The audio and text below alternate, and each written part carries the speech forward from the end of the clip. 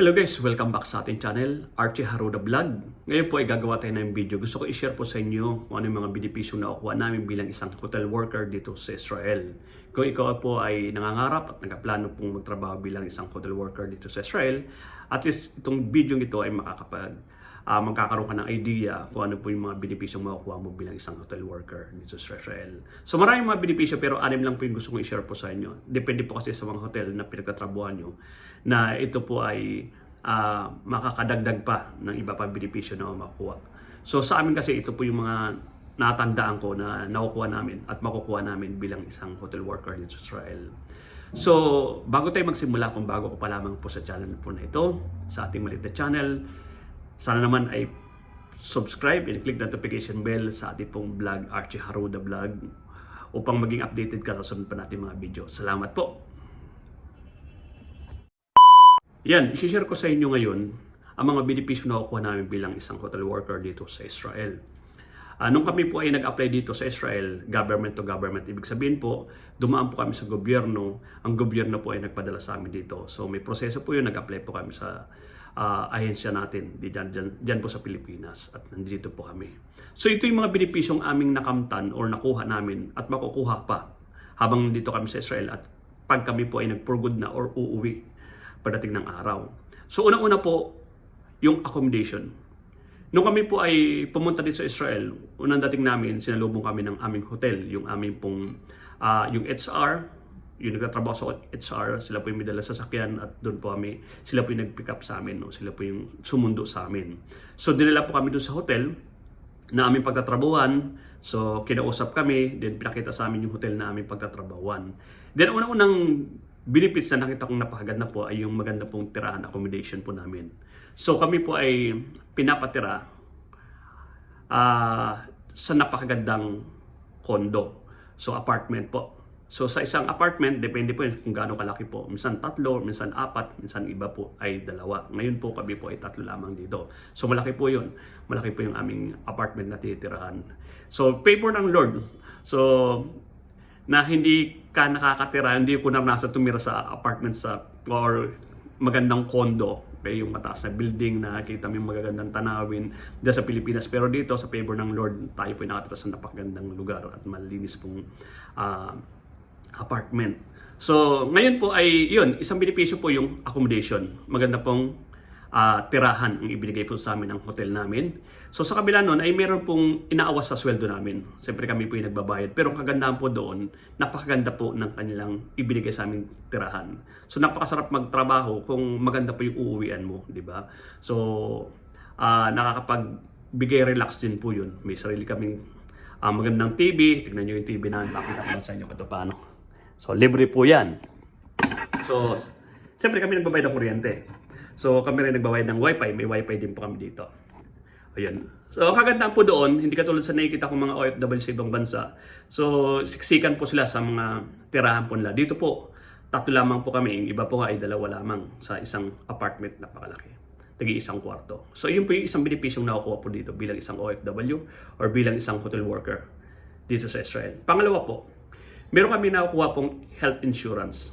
Yung health insurance po, yun po ay binabawasan din po yung aming sweldo. Kada sweldo po namin, kinakaltasan kami ng health insurance. Pero kagandahan po doon, kapag ikaw po ay nagkasakit, katulad po ako na operahan po ako sa mata, nagkaroon po ako ng operation, so ni piso wala po akong inilabas. Kada punta ko ng hospital, check po ng doktor, inooperahan ako, ilang beses ako naoperahan, so wala po akong nilabas ni piso. Ang kagandahan po doon sa health insurance po dito, lahat ng covered ng insurance mo na sakit, wala kang babayaran, libre. Maliban lamang po yata sa dental kasi sa ngipin po yata pagkakalam ko hindi covered po dyan or iba pang mga sakit. So ibig sabihin po, bilang isang hotel worker dito sa Israel, naranasan ko kasi ako po yung naoperahan. So ni piso wala po akong binayaran. So malaking tulong po yun. So ito po yung insurance na nakukuha namin dito sa Israel bilang isang hotel worker. Pangatlo po, yung tinatawag pong gift card. Yung gift card po, nagbibigay po yung hotel namin kapag may mga okasyon. Katulad example, Pisak po yata o ano pang mga okasyon na mga tawag dito, malaking okasyon dito sa Israel. Nagbibigay po ang aming hotel ng tinatawag na gift card. So mamimili ka doon, pero kada paano may kaltas pa rin sa aming sweldo, pero maliit lang. Hindi katulad ng, example, kumuha ka ng 400 shekel, ang pinili mo. So, kung plano mong bumili ng mga sapatos na 400 plus, so mga Nikes na yun, o Nike na yun, or kaya ano pang mga magandang original na sapatos o mga gamit, depende sa gift card o pinili mong store. So, hindi ka maglalabas ng malaking pera. Dahil sa gift card na yun, pwede ka magkaroon ng sapatos na original. So, isa po yun sa mga benepisyo na kuha namin. Okay? So, pangatlo po yun, yung gift card. Minsan, last year kasi ay 2 beses kami nakakuha sa loob ng isang taon. Okay? So, kung gusto mong magkaroon ng, makaipon ka ng mga, tawag dito, kaldero, kawali, ng mga original, so pwede yun. Depende sa pipiliin mo doon sa gift card. Then, pang-apat po, yung tinatawag pong incentives. Sa hotel po namin, nagbibigay po ng 500 shekel incentives. Yung 500 shekel incentive yun sa Philippine money, pesos po yun. So, depende sa palitan po yun. 700 kada buwan ang dagdag. So, malaking bagay na rin po yun kada buwan. Pero, ang kailangan mong gawin, kailangan mong pumasok ng 22 days. So, sa 22 days, dapat hindi ka mag-a-absent sa loob ng isang buwan, dapat may pasok kang 22 days. Kasi pag bumaba doon, hindi mo makuha yung incentives mo na 500. So, malaking tulong po siya. Ibinibigay sa amin yun every 3 months. So, after 3 months, bibigay sa yung 1.5. So, malaking bagay po yun, 1.5 na yun. Sa sweldo mo idadagdag. Okay? Pang-apat po, yung tinatawag po namin recop. Yung recop po ay parang yearly. Parang yearly bonus yata yan kung sa Pilipinas. So, yung po yung nakukuha namin kapag ikaw po yung naka 1 taon na or 2 taon na dito or 3 taon. So, every year, ibinibigay po yan. So, unang recap ko po kasi last year ay 1.6 yata.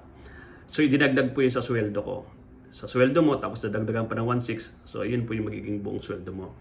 Di, malaking tulong po yun every year. Then, ngayon po, kakarecap po ako. So, depende po yata. Sabi ng mga kasama ko na nauna pa sa akin dito, 2 years na sila. Yung nakuha po yata nila ay 2,000. So, depende sa hotel. Yung iba naman, mas mataas. So, depende po sa hotel po na pinagtatrabaho mo yun kung gaano sila kalaki magbigay ng recap. So, ibig sabihin po, every year may nakuha kang recap. Isang benepisyo na malaking tulong na rin po sa bilang isang hotel worker dito sa Israel. So, yun po yung ating pong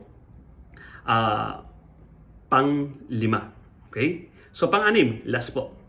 So, meron po tayo ditong makukuha na wala po sa ibang mga nagtatrabaho sa ibang bansa. Ito po yung tinatawag pikadon.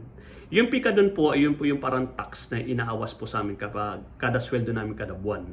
So, sabi po ng mga nauna dito at mga na-experience na po, kapag ikaw po yung magpupurgod na, example, ikaw yung uuwi na sa Pilipinas, makukuha mo yun sa airport, yung pera na kinaltas sa'yo doon sa sweldo mo dati, yung tax mo, i-refund po yun.